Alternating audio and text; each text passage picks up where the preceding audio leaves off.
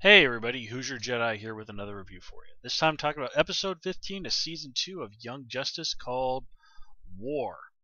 And this is generally a rather plot-heavy episode. The characterization elements were a little light, so there's not as much to talk about with this episode as there normally might be, but there's still quite a few interesting things going on, so let's just get right into it. We get to finally check back in, see what the Justice League have been up to. They are, of course, on trial off on Rimbor. Uh, I did get a kick out of the fact that they mentioned that the aliens were speaking Interlac. If you know the comics, you understand that this is sort of the universal language in space in the DC universe. It's most commonly crops up in the Legion of Superheroes comics. It's even stated sort of that the people, the Legionnaires and everyone around them are actually speaking Interlac and not English. But I believe it is present in the 21st century DC universe as well. So that certainly is a nice touch. Now, not a whole lot to say about what's really going on there, other than the aliens are understandably are somewhat surprisingly skeptical of the idea that there are people out there with mind control powers, and which is pretty odd given the number of races in the DC universe who have psychic powers. But whatever. And anyway, you can't take it that this trial is entirely impartial, as we see, because Vandal Savage is hanging out in the audience. Now, I saw online that a lot of people seem to have been a little confused by this and what's going on with Mongol. I think the implication was meant to be that somehow or other Vandal Savage might have been manipulating Mongol into doing this. Now, exactly why he would do that, why he would manipulate Mongol into destroying the world, well, that doesn't quite make sense. But if this was just a move by the Light to position a weapon that they could use against the Reach within their reach, well, then Vandal's actions suddenly seem to make a lot more sense. Now, again, I admit that's a little bit of speculation on my part, but it's an idea that occurred to me, so I thought I'd throw that out there for you guys to think about. Now, we are introduced to the character of Mongol. He's in the comics. He's primarily considered a Superman enemy, although in the comics he was the one who was responsible for destroying Coast City, which drove Hal Jordan, aka Green Lantern, insane. Basically, the source of some pretty major stuff in comics back in the 90s.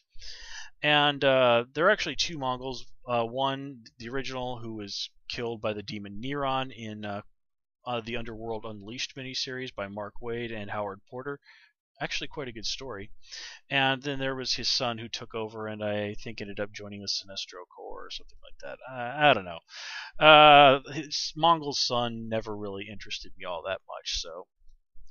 Anyway, Mongol this time around, in this incarnation I guess I should say, is voiced by Keith David, and if his voice sounds familiar to you, then you would probably recognize him from stuff like the Mass Effect games, where he's Shepard's friend and ally of Commander Shepard, but he's done a lot of voice work and acting, and just one of those guys who seems to be all over the place.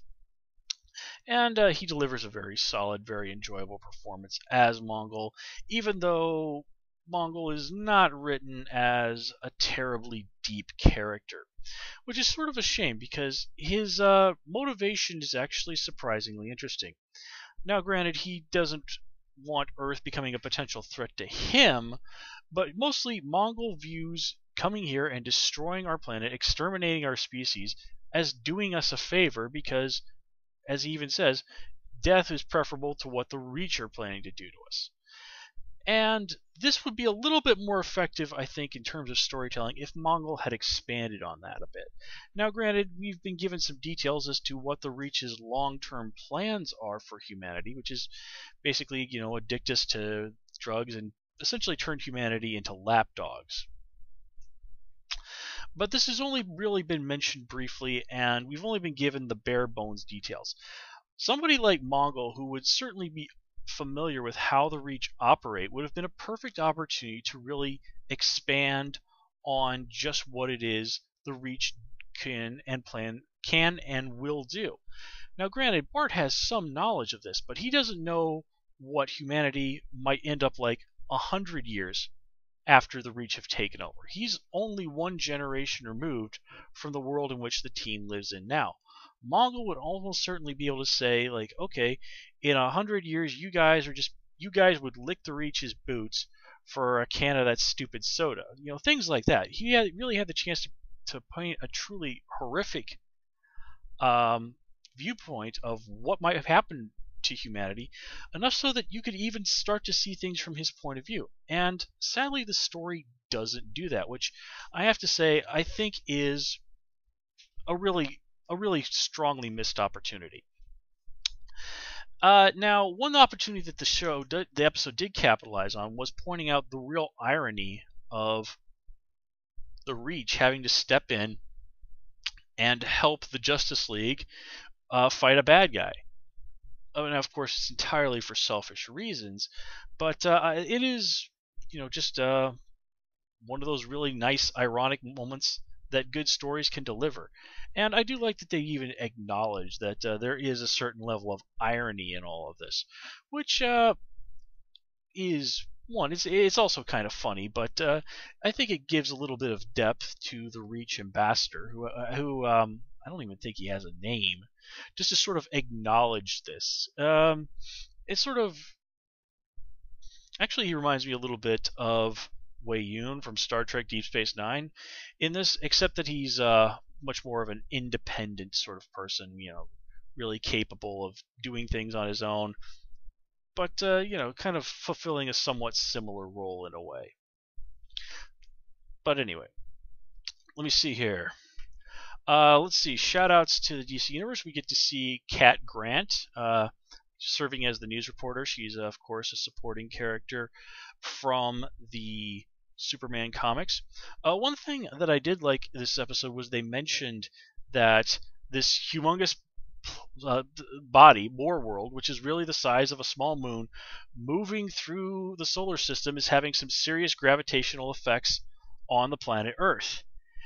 And, that is exactly right. In fact, it would actually probably be much more severe than what we see here on the show, but okay, whatever. There's certainly no amount of Hollywood science at work in superhero stories. But, this is things that we've seen happen before, like on Smallville with the series finale, and even Transformers Dark of the Moon, where this happens, and we don't see anything like that. Transformers Dark of the Moon was really a terrible movie for many, many reasons, but that is one of the ones that actually I knew going in there, as soon as we saw what was going to happen there, that would not be touched on at all, and yeah, Michael Bay proved me right. Let me see here. Other than that, in terms of characterization, the only real stuff that we get is the interaction between Mal and Bumblebee. The whole conflict between their relationship does come to a head here, and honestly, I was a little disappointed. Mal kind of came across as being a little petty, because, seriously, dude, this is not the place to bring that up.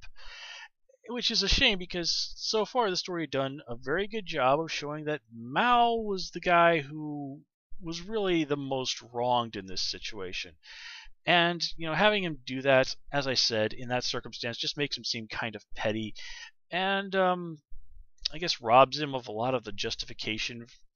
It just really takes away, I guess you could say, Mal's moral high ground that he decided to bring it up then. Although I do like that Bumblebee was pretty quick to admit that, yes, she had been a pretty lousy girlfriend. And the way they reconciled, that did genuinely surprise me. I really thought that they were going to break up for a moment. But the way they ultimately, Karen really gives Mal the sort of reassurance that he's really been needing and wanting from her for a long time. And they're able to cement their bond again. So I think that story's pretty well wrapped up. But I do think that they did a pretty decent job of it, except for a little bit of pettiness on the side of Mal. But I was also slightly surprised that he kept the thing going with the Guardian identity. But Mal serving as a support character, it's really not the most interesting thing they could have been doing with the guy. So I'm glad he's stepping up. And apart from that, the only real thing of character-wise was Roy, yelling, "I won't be taken again," which is a comment that is very telling of just where his mindset is these days. But we don't really get to see too awful much of that expanded on. We do get to see Blue Beetle going out there and kicking some really serious butt, showing us that he is indeed capable of playing on the same level as Black Beetle. Now remember, Black Beetle gave the team a real heck of a beatdown before, so yeah, this is not looking good for our heroes. And of course, we also see now that the Reach are now basically potentially in control of War World. On the other hand, the Reach have also revealed they had a whole army sitting around on Earth.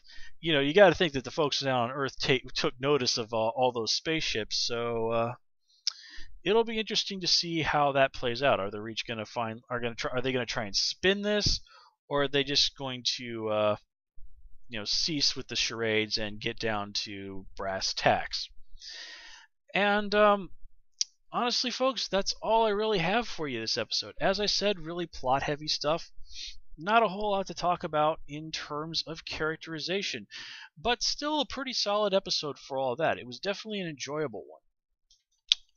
And with that, folks, we're going to call it here. As always, please comment, rate, and subscribe, and of course, you can follow me on Twitter at Hoosier Jedi. Till next time, take care and have a good one.